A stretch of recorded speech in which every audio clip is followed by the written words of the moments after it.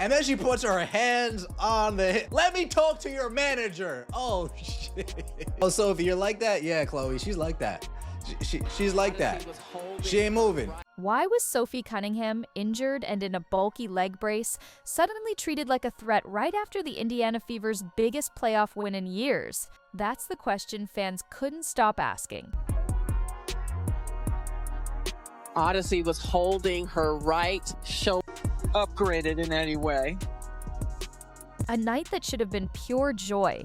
The kind of moment Indiana basketball had been waiting years to see got flipped on its head in a way that only the WNBA seems capable of pulling off. And at the center of it all wasn't just a playoff victory, or even Lexie Hull's clutch steal that sealed the deal, but Sophie Cunningham staring down a security guard like she'd just been called out in a Wild West showdown. Now, when your teammate gets injured, you're allowed to hop on the court and just to see if your teammate's doing good. So the Fever's victory over the Atlanta Dream should have been the story.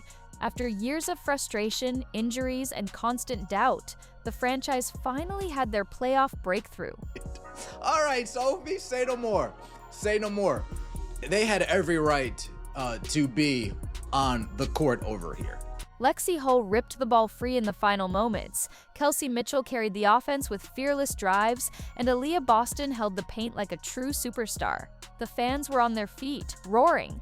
This was everything people said Indiana couldn't do, and yet here they were, back in the playoff picture.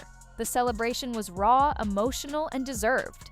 But then, in true WNBA fashion, the headlines swerved. Instead of praising the Fever's grit, attention turned to a bizarre confrontation on the hardwood. There was Sophie Cunningham sidelined with a knee injury, clearly not game ready, rocking her brace and cap. She wasn't sprinting, wasn't waving her arms, wasn't rushing into anything. She was just standing with her teammates, clapping, cheering, holding her ground in support. But out of nowhere, a league-hired security guard decided she was suddenly a problem. He approached, barked orders, and treated Sophie like she'd stormed the court mid-chaos. Cameras locked in on the moment. Sophie's puzzled look shifted into the trademark Cunningham glare, and just like that, the game wasn't what people were talking about anymore. The clip spread online like wildfire. Within minutes, Twitter was flooded with side-by-side screenshots of Sophie glaring up at the guard, refusing to move. Instagram Reels and TikToks were captioned with lines like, "Why they always targeting Sophie?" and "WNBA doing too much." Fans didn't see enforcement. They saw harassment. To them, this wasn't about rules, it was about Sophie being singled out yet again. Hashtags like Free Sophie and WNBA Exposed trended overnight. Comment sections filled with frustration. Why was the league turning a joyful moment into a confrontation? And why was it always Sophie who seemed to end up at the center of these dust-ups? For her supporters, the answer was obvious. This wasn't an isolated incident. It was part of a larger pattern that's been building all season. Caitlin Clark gets hacked and shoved nearly every game with whistles swallowed. Lexie Hull's defensive brilliance barely gets a headline even when it saves the season. And Sophie? She's been painted as the villain her entire career. Fans couldn't help but notice the double standards. If Angel Reese had stood at midcourt supporting a teammate, it would have been framed as passion and leadership. If Paige Buchers had done the same, it would have been praised as loyalty and drive. But Sophie Cunningham, injured and unable to even jog? Suddenly she was a threat who needed to be checked by security. This wasn't just bad optics, it was catastrophic for the league's credibility. The WNBA keeps pushing for growth, respect, and mainstream recognition. They say they want bigger TV deals, better sponsorships, more fans in the seats. But what casual viewers saw that night wasn't basketball. They didn't see Lexie Hull's clutch steal or Kelsey Mitchell's leadership. They saw Sophie versus a mall cop in the middle of a celebration. And for fans tuning in because of Caitlin Clark's historic rookie season or because Indiana Fever basketball had finally become must-watch again, that image stuck. Instead of walking away impressed, they walked away shaking their heads, convinced the league still doesn't know how to get out of its own way. The truth is, Sophie handled the whole ordeal better than anyone else could have. She didn't blow up. She didn't scream or escalate. She just stood her ground, glared, and refused to back down. And when the game was over and people were still buzzing about the moment, she brushed it off with humor. She admitted she was sweating bullets watching her team battle, that she felt like she'd played just from the stress of it all. Classic Cunningham, fiery, unfiltered, but in control. That calm defiance only made her fan base louder. Every time the league tries to paint her as the problem, she turns it into fuel. Instead of being diminished, she grows more popular. The league doesn't seem to understand what they have on their hands. Sophie Cunningham and Caitlin Clark are two of the most marketable stars in the sport. They trend, they sell tickets, they generate engagement. Sophie is outspoken, real, and fearless. Clark is already the biggest draw in women's basketball history. Yet instead of protecting them, celebrating them, and putting them front and center in promotion, the league lets incidents like this happen. They allow refs to swallow whistles, staff to overstep, and narratives to spiral until the basketball is overshadowed. And every time fans notice, it chips away at the WNBA's credibility. Think about the irony. The very defiance the league seems so uncomfortable with is exactly what makes Sophie Cunningham magnetic. People love her because she doesn't play nice with carefully curated storylines. She doesn't fit the mold, and that makes her compelling. She's not Paige, she's not Angel, she's Sophie, and she's unapologetically herself. That's precisely the kind of energy the WNBA should be embracing if it wants to grow. Instead, they minimize her. She's rarely in league promos, she's framed as the villain when others are praised for the same intensity, and now she's getting stared down by a guard in the middle of a playoff celebration. Fans see the favoritism, and they aren't buying the excuses. The fallout from that one stare down has been brutal for the league. Comment sections across social media ripped Commissioner Kathy Engelbert for allowing what fans called the most embarrassing league in sports. Some even demanded her resignation, pointing out how selective enforcement and selective outrage have become the WNBA's calling card. They highlighted past moments, how Angel Reese was defended when booed, how Carrington was rallied around when refs were criticized, but when Sophie or Clark take hits, it's silence. That hypocrisy is exactly why so many casual fans roll their eyes when the WNBA asks for respect. And yet, in the middle of the storm, Sophie once again turned into the underdog hero. Her glare, her refusal to move, her humor afterward, fans ate it up. She became the star of the night. Not because of a game-winning shot, but because she refused to be intimidated while limping in a brace. She embodied resilience and defiance, the very qualities that connect athletes to their fan bases. The league may see her as a problem, but the people see her as the kind of player worth rallying behind. The Fever's playoff run should have been celebrated as a triumph.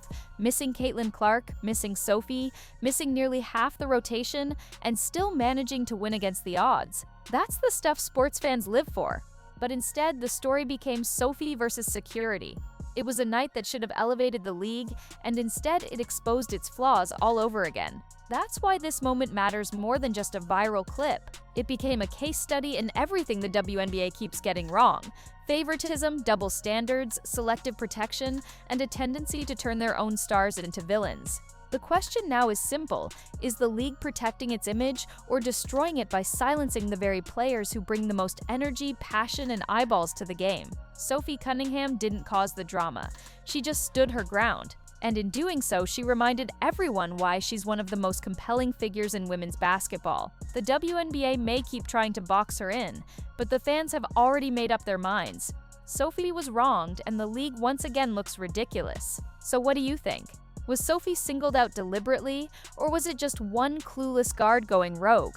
Drop your thoughts in the comments below, hit that like button if you're with Sophie, and subscribe so you don't miss what happens next. Because if history tells us anything, this isn't the last time Sophie Cunningham will be at the center of a story the league wishes it could control. And here's where things start to sting even more for fans. This wasn't just about Sophie Cunningham standing firm in a brace. This was about the perception that the league keeps looking for ways to silence certain voices. For years, Sophie has been branded the villain. Rival fan bases boo her. Commentators often frame her fire as arrogance, and social media is quick to pounce on every shove, every hard foul, every glare she gives. But let's be real, that's also why she's so captivating. Sports thrive on conflict, on storylines, on heroes and villains. And while the league could easily market Sophie as a fiery competitor who refuses to back down, instead they keep pushing her into a box labeled problem. That stare-down moment became proof that she wasn't the problem at all. The problem was the system that couldn't handle her confidence. Fans immediately made comparisons. Caitlin Clark in her rookie year has already been shoved to the floor more times than most players see in a career, and refs look the other way. When she gets fired up, she's accused of whining.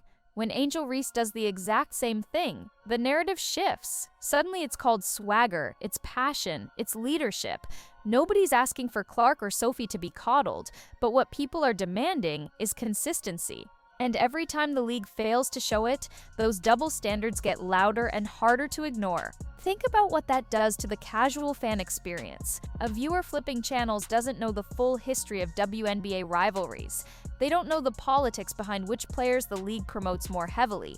All they see is Sophie, limping and clapping for her team, being checked by a security guard in front of the cameras. To them it looks absurd, almost petty. And when they scroll Twitter and see hashtags ripping the league, it cements the perception that the WNBA isn't serious about handling its stars with fairness. The league says they want new fans, but what kind of impression is this giving to someone tuning in for the first time? It also can't be ignored that Sophie's treatment has become a cultural flashpoint. Online debates quickly shifted to race, culture, and favoritism. People pointed out the difference in tone when a white player like Sophie stands her ground compared to when players of color are aggressive. Others flipped it, pointing out how the league props up certain stars for controversy while dismissing others. The truth is complicated, but the optics are undeniable. The stare-down was never just about Sophie and that guard. It became a mirror reflecting the league's bigger issues with identity, image, and narrative control. And let's not forget Sophie's history. This isn't her first rodeo when it comes to drama.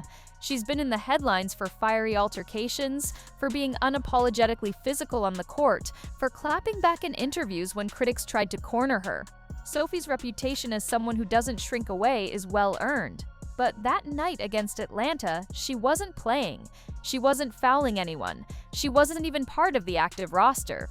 She was simply standing in solidarity with her teammates. That's what made the confrontation so baffling and so insulting. The league didn't just disrespect Sophie, they disrespected the Fever's moment. Fans also noticed what didn't happen. When Sophie got checked, where was the league's statement defending her?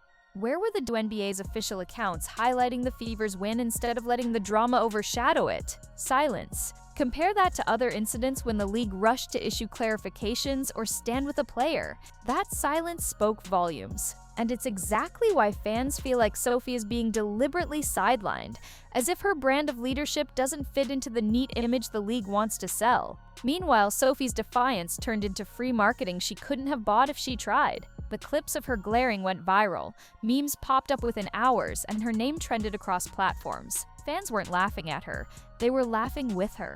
They saw the absurdity of the situation, and they admired how she didn't flinch. That's the kind of organic buzz the league claims it wants, yet it came from a moment they'd probably prefer never happened. Once again, Sophie came out of a mess stronger than before, while the WNBA looked weaker. The tension also hits at something deeper, the growing gap between what fans want and what the league delivers. Fans want transparency, consistency, and for the basketball itself to take center stage. But too often, storylines are hijacked by controversies that could have been avoided. The Fever's playoff win should have been a celebration of resilience, of Lexie Hull's heroics, of Boston's dominance. Instead, it became another example of league mishandling, and fans are tired. They're tired of feeling like their favorite players are pawns in a PR game instead of athletes being celebrated for their talent and grit. What makes this so much worse is the timing. The WNBA is in a moment of historic visibility. Caitlin Clark has pulled in record-breaking ratings. Indiana Fever games are drawing attention from fans who never cared before. Sophie Cunningham has carved out a passionate following that's loud and loyal. Angel Reese, love her or hate her, has people talking. This should be the league's golden opportunity to highlight the stars' driving engagement. Instead, they're squandering it with moments like this, where security guards become the headline instead of players. That's not growth, that's self-sabotage. And here's where Sophie's humor cuts through again. After the dust settled, she joked about being so nervous she was sweating like she played. It was classic Sophie. She flipped the script with a smile. That's her secret weapon. She never lets the league define her narrative. She reclaims it every time with authenticity. That's why her fan base keeps growing. She doesn't toe the company line, she doesn't soften her edges, and she doesn't care if people call her polarizing. In fact, she thrives on it. And ironically, the more the league tries to push her aside, the more magnetic she becomes. It's also worth mentioning that Sophie's dynamic with Caitlin Clark has become a rallying point for fans. They see two players, different in style and experience, but both treated unfairly in their own ways. Clark gets hacked without whistles, Sophie gets branded as the villain. Together, they symbolize something bigger, the league's failure to protect and promote its most marketable stars. Fans aren't blind, they connect those dots. And that's why incidents like this cut deeper than just one confrontation. It feels like part of a wider pattern, one that threatens to alienate the very people the WNBA needs most. If the league truly wants to grow, it needs to understand that players like Sophie Cunningham are assets, not liabilities. Her defiance isn't a problem, it's a brand. Her glare, her humor, her refusal to conform, that's what draws attention. People don't tune in for cookie-cutter stars who never make waves. They tune in for the ones who make you feel something, whether you love them or hate them. Sophie is exactly that. And until the WNBA realizes it, moments like this will keep happening, and fans will keep turning their frustration not towards Sophie, but toward the league itself. So let's zoom out. This wasn't just a stare down, it was a spotlight on everything that's wrong with the WNBA's leadership. The favoritism, the silence when it's inconvenient, the willingness to let its own players be humiliated rather than admit mistakes, and most of all, the failure to celebrate the players who actually drive fan engagement. Sophie Cunningham's leg brace should have been a symbol of resilience, of someone who wanted to be there for her team even when she couldn't suit up. And instead, the league let it become a symbol of its own pettiness. And that's the part fans can't forgive, because they've seen this before. They saw Caitlyn shoved to the floor while refs looked away. They saw Lexie Hull's playoff brilliance ignored. They saw Angel Reese propped up while others were mocked. And now they've seen Sophie, injured and clapping for her team, treated like a threat. Each incident on its own might be brushed off, but together they tell a story fans can't unsee. A story of a league that doesn't protect its stars, doesn't celebrate its heroes, and doesn't respect the players who give everything to the game. In the end, Sophie's glare said it all. She didn't need to shout. She didn't need to argue. She just stood there, unmoving, making it clear that no security guard and no league narrative was going to silence her. And that's exactly why fans love her. She's not perfect, she's not polished, but she's real. And that realness is what makes her one of the most compelling figures in women's basketball today. So now the question is yours. Was Sophie unfairly singled out? Was it just one guard going overboard? Or was it another example of the WNBA's selective enforcement? Either way, the fallout is undeniable. The Fever's playoff win was overshadowed, the league's credibility took another hit, and Sophie Cunningham walked away even stronger than before. One thing's for sure, this isn't the last time her name will dominate headlines, and whether the league likes it or not, the people have already chosen their side.